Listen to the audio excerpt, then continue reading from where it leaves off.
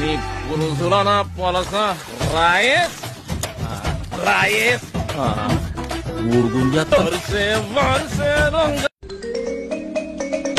అయిపోయింది. నాకు కథం, నాకు ఇష్టం లేదు. ఎందుకంటే మొత్తం అద్దె రెడీగా ఉండండి రా. నా కొడక ఎవడరా నువ్వు పురుగులు పట్టి చేస్తావురా నా కొడక.